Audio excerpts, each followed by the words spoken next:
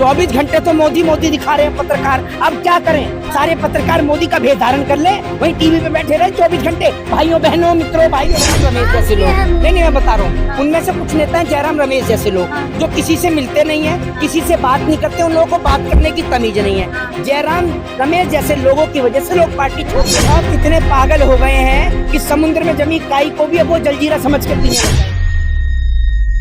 कि परिवारवाद, भ्रष्टाचार और कांग्रेस को गली गली से साफ कर देंगे। एक बात आप मुझे बताइए, सबसे पहले तो जिंदगी खराब हो गई है अंधभक्तों की।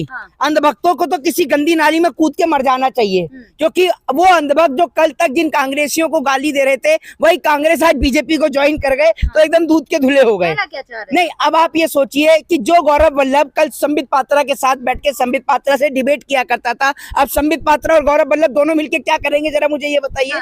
कल तक अंधभक्त जिस गौरव वल्लभ को गाली देते थे, आज वही गौरव वल्लभ बीजेपी का सदस्य हो गया है, ठीक है, लेकिन अब कोई भी अंधभक्त उसको गाली नहीं देगा।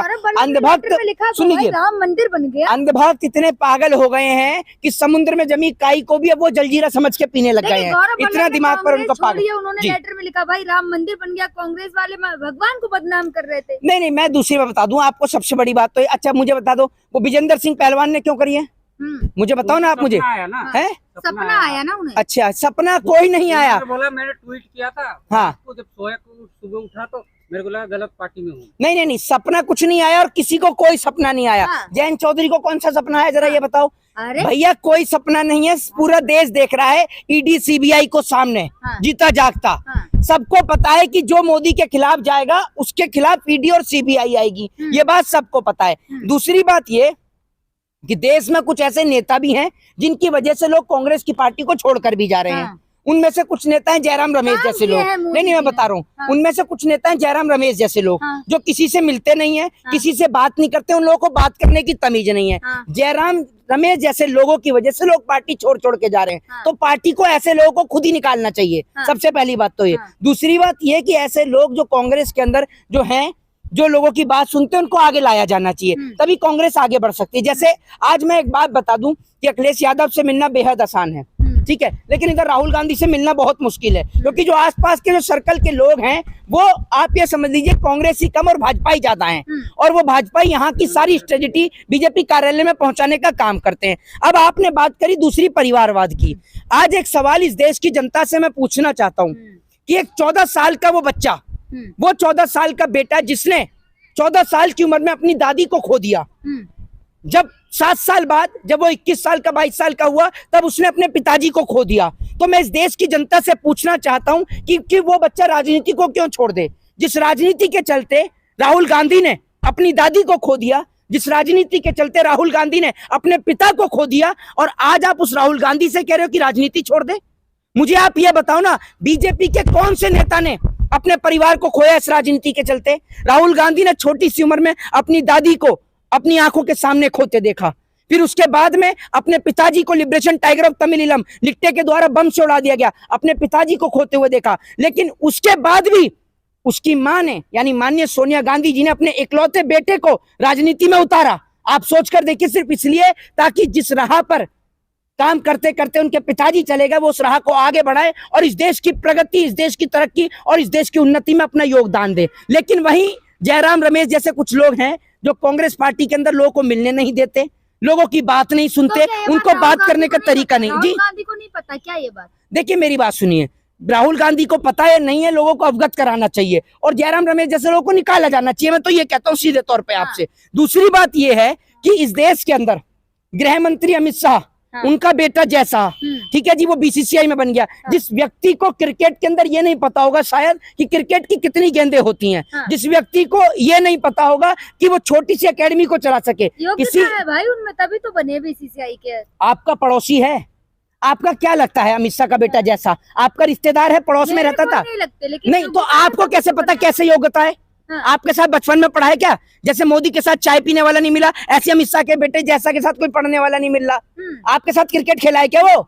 बता दो मुझे। होगी तभी तो बने, कुछ तो बात होगी ना। हाँ, भाई देखो, अमित शाह के बेटे जैसा जिनको बीसीसीआई में बनाया गया, आज तक उन्हें किसी ने क्रिकेट खेलते हुए नहीं देखा, ये मिल गए उनकी गेंदबाजी कराने। आप गेंदबाजी कराती थी जैसा को? आपको देखा है क्या क्रिकेट खेलते हुए किसी ने? आपको पता है कितने ओवर होते हैं? मैं बीसीसीआई में हूँ और मेरे को तो पता है, क्यों नहीं पता, एक ओवर में 6 गेंदें होती हैं। ओवर कितने नहीं होते, ओवर में 6 गेंदें होती हैं। हाँ। ठीक है, जैसा नहीं नहीं, पता है। जैसा को भी पता है ना सब। अच्छा हाँ। जैसा को, आप जैसा की पर्सनल असिस्टेंट है, क्या नाम है आपका? आप पीए लग रही तभी हैं। तो बनाया है अरे ना। आप जैसा की पीए हैं। अरे तभी तो बने हुए हैं ना। तभी तो बने हुए हैं ना, आप अरे क्या बात कर रहे हैं आप? नहीं नहीं, एक बात आप मुझे बताओ, आप कैसे जानती हो जैसा आप के में बारे में? योग्यता नहीं, तभी तो नहीं बने। योग्यता तो हमारे जानते पापा गृह मंत्री नहीं है ना, हाँ। उनके पापा गृह मंत्री हैं, तभी तो वो बन गए। हम्म। आपके पापा नहीं है गृह मंत्री। तो मोदी जी में परिवारवाद नहीं है ना, मोदी जी के बच्चे नहीं है, परिवार नहीं है, आपके लिए तो परिवारवाद तो तब होता जब बच्चे करते, हाँ। बच्चे जब होते तभी तो परिवारवाद होता है। देश के लिए नहीं किया, आप लोगों के लिए नहीं किया, सब कुछ आपके ओहो, लिए है। देश के लिए नहीं किया। इस आदमी ने अपनी पत्नी छोड़ दी, देश के लिए नहीं किया। देश के लिए तो तब मजा आता कि देश के लिए शादी ही नहीं करी। शादी करी है हाँ। मोदी जी, कोई 12 साल के 16 साल के कोई कुंवारे लड़के नहीं है, प्रधानमंत्री ये 60 साल के बूढ़े हैं। गरिमा से बात ले मैंने कौन सी गलत बात कह दी? हाँ। मोदी जी ने शादी नहीं करी, करी है। तो फिर आप तो कह रही हो कि देश के लिए, मतलब देश शादी हित में कर ली। नहीं, देश हित में तो आपके पापा क्यों नहीं छोड़ देते देश हित में पर्सनल मम्मी आ को? जाए ना मुझ पे। क्यों ना जाए पर्सनल, क्यों ना जाए पर्सनल? हाँ। नहीं, आपके पापा देश से प्यार करते हैं नहीं करते हैं? पहले मुझे बताओ, करते हैं? करते हैं। तो करते हैं तो अपनी मम्मी को छुड़वा दो अपने पापा से। तो सब इतने प्रधानमंत्री नहीं थोड़ी होते है। ना, हैं? प्रधानमंत्री थोड़ी ना मेरे पापा। नहीं तो क्या पता बन जाए, नहीं तो बन जाए। अपने पापा से कहो पहले चाय बेचे, फिर अपनी मम्मी को छोड़ दें, तो क्या पता आपके पापा आप भी बन प्रधानमंत्री जाए बन ना, जाए। आप बन नहीं नहीं नहीं भैया, आप चाय बेचें। मेरी बात सुन लीजिए, मैं बनूंगा तो प्रधानमंत्री पढ़ लिख कर बनूंगा, हाँ। ये चाय बेच कर तो थोड़ी मोदी जी बनूंगा। तो पढ़े लिखे हैं, हैं? डबल एमए है, इंटर पॉलिटिकल साइंस। ओहो, आपके पापा मोदी के बैचमेट हैं, तभी तो आपको पता है अब पूरा कौन देश बताया जहाँ पर अमित शाह जी पूरा ने? देश है। अमित शाह जी ने डिग्री दिखाई तो है, एक की बजाय दो दिखाई। अब एक बात आप मुझे बताओ, हाँ। अब पढ़ोगी आप, हाँ। एग्जाम देने आपके पापा जाएंगे? नहीं जाएंगे, मैं ही जाऊंगी। आप ही जाओगी ना? तो एक बात, पढ़े मोदी जी हैं, डिग्री दिखाने अमित शाह जी क्यों आते हैं? गृह मंत्री है, डिग्री दिखा दी प्रधानमंत्री की तो क्या हो गया? अच्छा, मतलब मोदी जी पढ़ पढ़ के डिग्री अमित शाह के पास जमा कराते थे कि तू रख ले संभाल के। अब आप ही सब तो कह रहे थे ना कि डिग्री दिखाए, डिग्री दिखाए। क्या दिखाएं? डोगरी? डिग्री दिखाए, पहले डिग्री बोलना तो सीख लो आप। मुझे आता है। आता है आपको?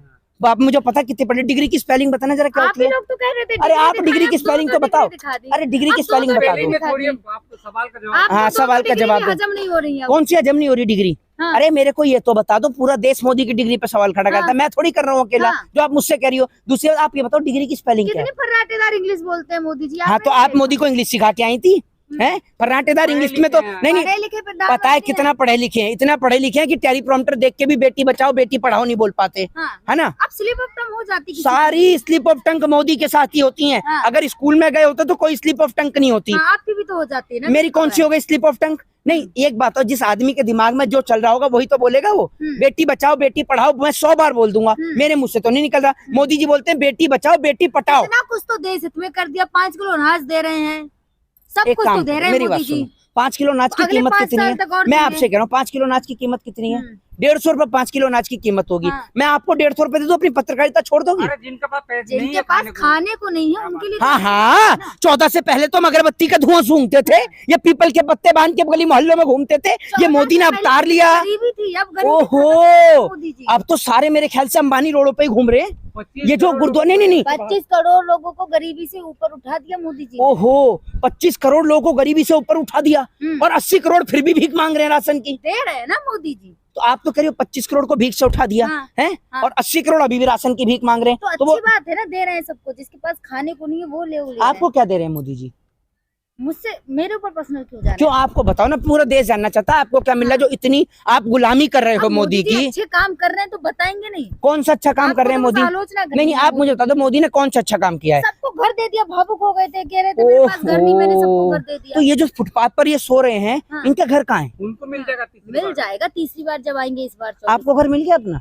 मेरे घर पे तो है ना पापा का घर। है? पापा का नहीं नहीं, मोदी ने आपको कुछ तो दिया होगा, आपको हमें घर क्यों दिया है? देंगे? हमें क्यों? गरीबों के लिए बोला था गरीबों ना। के लिए। सबसे भूखे नंगे तो आप ही हो। मोदी की गुलामी क्यों कर रहे हो आप?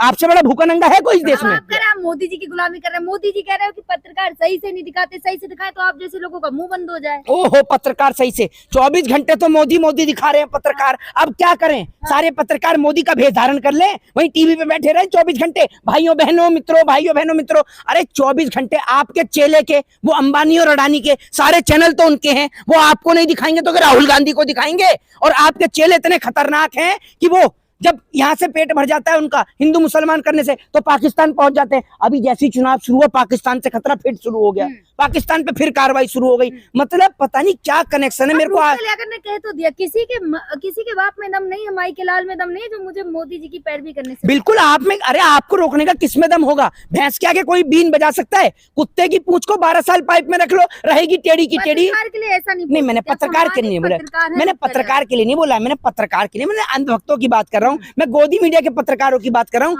जिनका घर मोदी के पैसे से चलता है। मेरा घर मोदी के पैसों से नहीं चलता है, जिनका घर मोदी के पैसों से चलता है, जैसे आप हो गई। कौन? 5 किलो अनाज तो आता है मेरे घर में 5 किलो अनाज। सुन लीजिए, मैं एडवोकेट हूँ, ठीक है, मेरे घर में गवर्नमेंट ऑफिसर है। अब सुनते जाइए, हमारे को 5 किलो राशन की जरूरत नहीं है। मेरे पिताजी ने मेरे को पढ़ा लिखा कर इतना सक्षम कर दिया कि मैं आप जैसे गोदी मीडिया के पत्रकार जिनके घर में जो भूखे नंगे, आपको भी 150 रुपए का राशन दिला सकता हूँ।